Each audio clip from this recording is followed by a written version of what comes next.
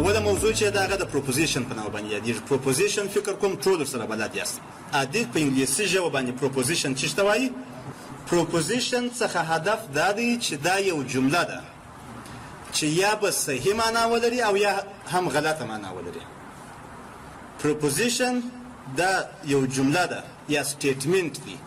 سټیټمنټ موږ تاسو دا رقم تعریف کوو چې دا ګروپ اف ورډز او دا رقم یو دغه تعریف ورته لرو چې څو لغاتونه سره یو ځای سي او یو جمله جوړه سي ځنې او هغه یو معنا ورکړي دې ته پروپوزیشن ویل کېږي. نو پروپوزیشن چې دی دا اصلا جمله ده چې یا به صحیح وي او یا به هم غلطه وي. مثلا زه یو دغه نوشته کوم، مثال یو جمله مثلا نوشته کوو د today's holiday، دا اصلا یو جمله ده.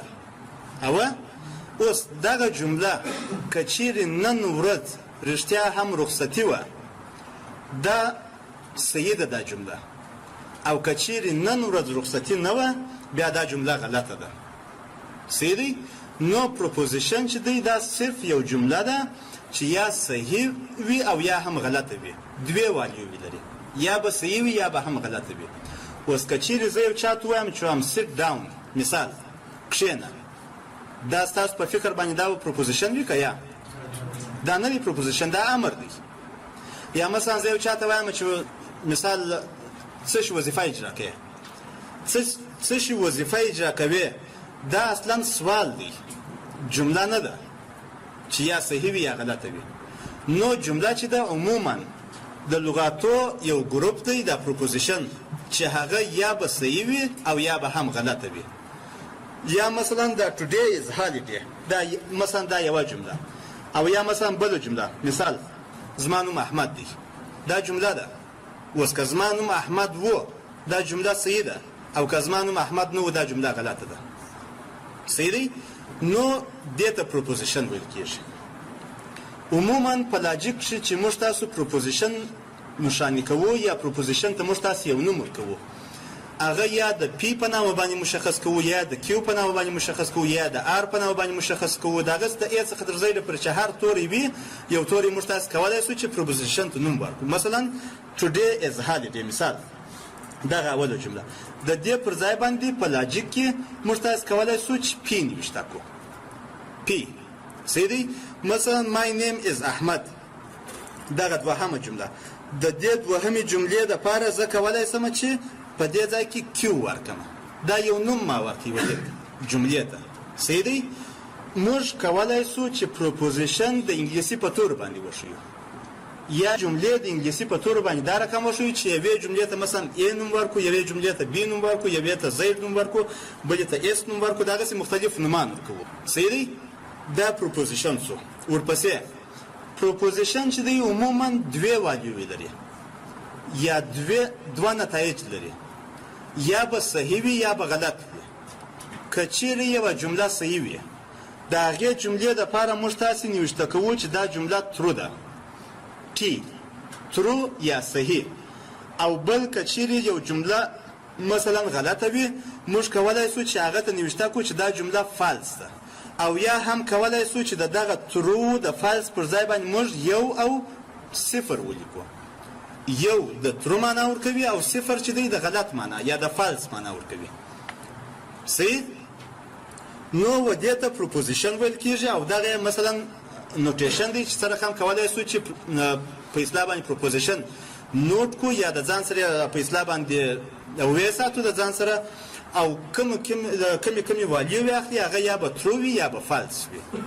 صحیح دی؟ ورپسې پروپوزیشن چې دی په پروپوزیشن کې عموما دوه یا درې جملې هم کېدای شي سره یو ځای شي. او مثلا today or tomorrow is holiday، د دې څخه هدف دی چې today is holiday or tomorrow is holiday، دوه جملې شولې. صحیح دی؟ کله چې دوه یا څو جملې سره یو ځای شي و دې ته کمپاوند پروپوزیشن ویل کېږي.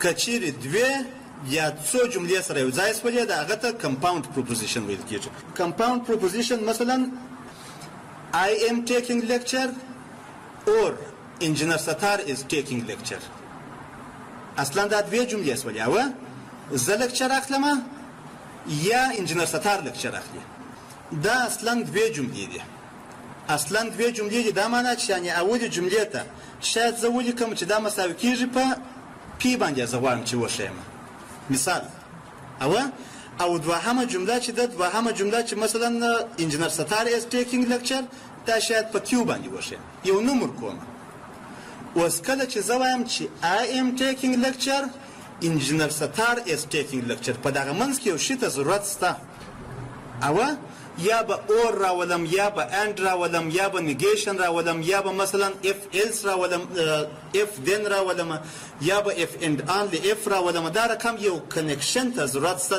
د دغو دوه جملو ترمنځ دغه کنکشن د کمپاوند سټیټمنټ په منځ کې عبارت د کنیکټیویټي څخه دی دې ته کنیکټیویټي ویل کېږي د کنیکټیویټي څخه هدف دا دی چې موږ تاسو دوې یا څو جملې سره کنیکټوو یو د بل سره یې وصلوو صحیح دی اوس مثلا زه وایم چې وایم I am taking lecture